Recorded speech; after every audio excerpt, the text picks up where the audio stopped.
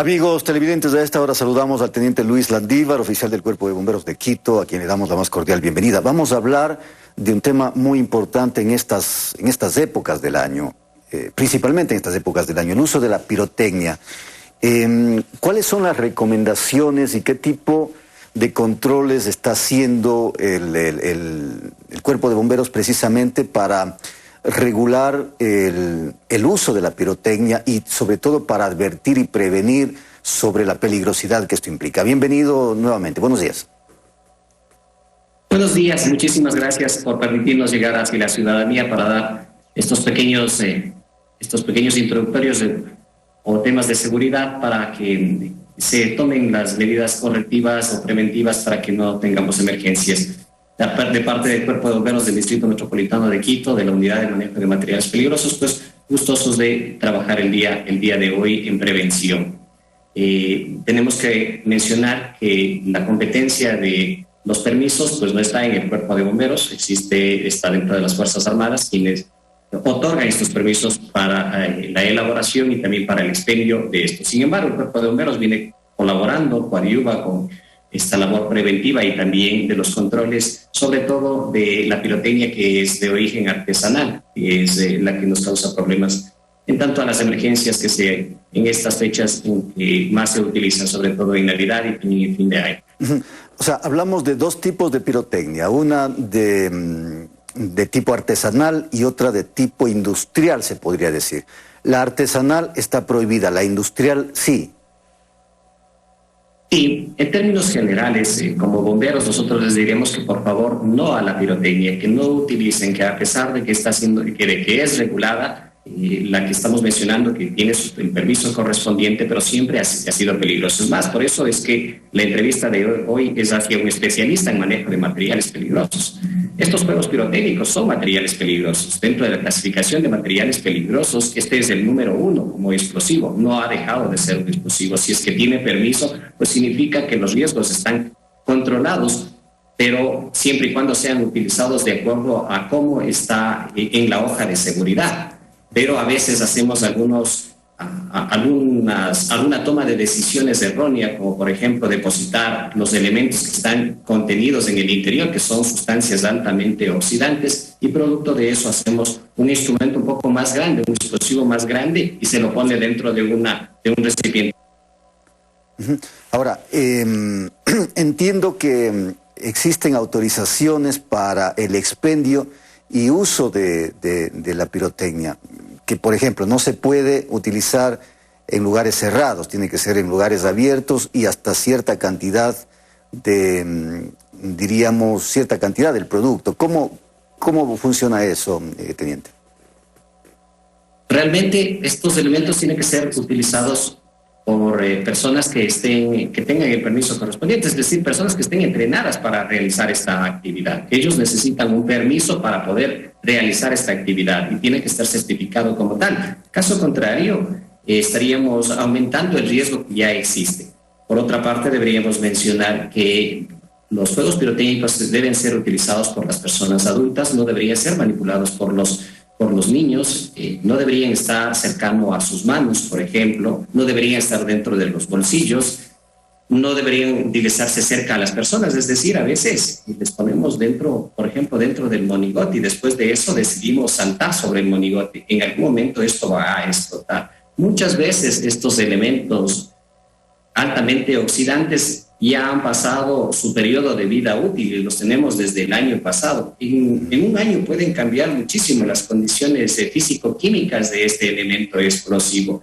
Es decir, siendo altamente oxidante, después de estar cercano a la atmósfera, es decir, estar expuesto a la atmósfera con 21% de oxígeno, probablemente la composición química de esa sustancia ya haya cambiado, ya se haya modificado y probablemente sea fácilmente imitable, pueda explotar en cualquier momento. Bueno, y no solamente el efecto que podría tener nocivo, negativo para las personas, principalmente para los niños, sino también para las mascotas, para la fauna urbana, teniente.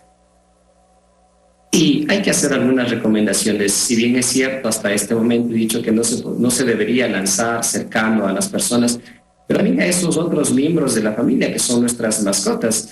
Se habla de que un perro, un can, tiene una calidad auditiva de 200 veces mayor que la del ser humano. Imagínense si es que a nosotros es capaz de asustarnos el estruendo producto de una camareta, producto de cualquiera de estos elementos muy utilizados en estas épocas, lo que podría pasar con la calidad auditiva que tiene este perro. Y hay que también mencionar aquí, y es importante decirle a la ciudadanía, que todo también depende de cómo haya sido criado este perro, porque probablemente ya tiene antecedentes y por eso se manifiesta con tanto estrés y por eso se deposita debajo de la cama o se esconde. Y también sería recomendable decirles que si es que el can, dentro del estrés que tiene, ingresa debajo de la cama, debajo de un mueble, hay que dejarlo ahí. Eso es lo que está buscando, hasta que baje su ritmo cardíaco, hasta que su presión arterial disminuya y después de eso él mismo va a volver a salir. Significa que algo está sucediendo. Podríamos hacer algunas actividades, como por ejemplo el elaborar, el hacer un vendaje que simule un abrazo, podría ayudar bastante. Es decir, poderle dar cariño a esta mascota podría ayudar bastante en el estrés, en la salida súbita de la adrenalina que está sufriendo en ese momento. Uh-huh. Ahora, teniente, usted decía que el que autoriza precisamente la comercialización de juegos pirotécnicos, de todos estos materiales, son las Fuerzas Armadas, pero es muy común que en estas épocas en forma clandestina se comercialice esto. ¿El Cuerpo de Bomberos tiene algún tipo de injerencia para precisamente determinar o recibir denuncias de lugares donde se esté almacenando en forma peligrosa y de forma ilegal este tipo de materiales?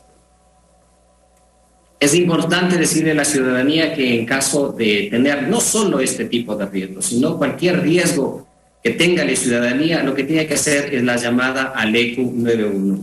Este es un sistema integrado. Sistema integrado significa que las diferentes entidades de respuesta están depositadas sobre un mismo sistema.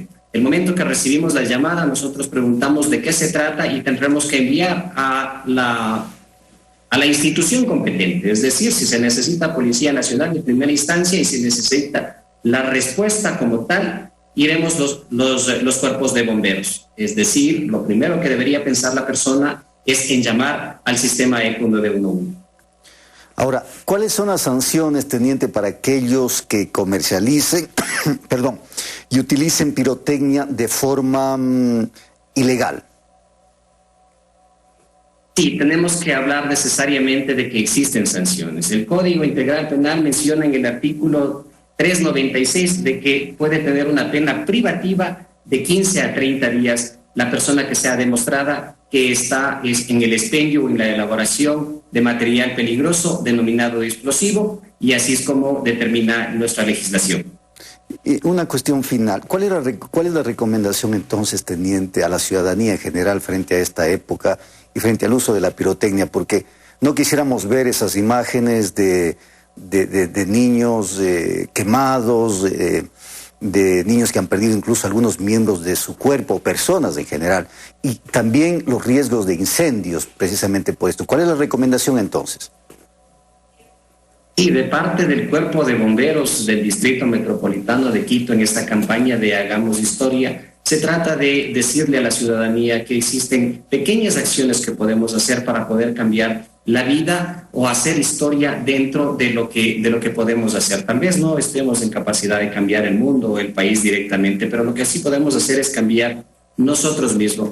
Como bombero operativo, yo diría que no sean utilizados estos materiales peligrosos, de que no se adquieran estos explosivos, pero si bien es cierto, también existe la posibilidad de que se adquiera elementos de este origen que, si bien es cierto, son legales, pero no han dejado de ser peligrosos, que los hagamos con precaución. Que si es que vamos a salir de la casa, y esto es el tema del uso de las luces, tenemos que apagar todos los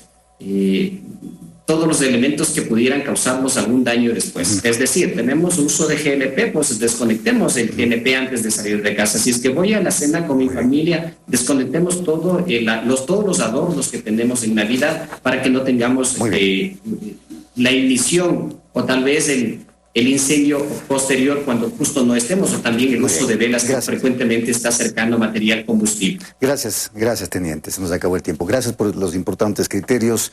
Teniente Luis Landívar, oficial del Cuerpo de Bomberos de Quito. Una pausa.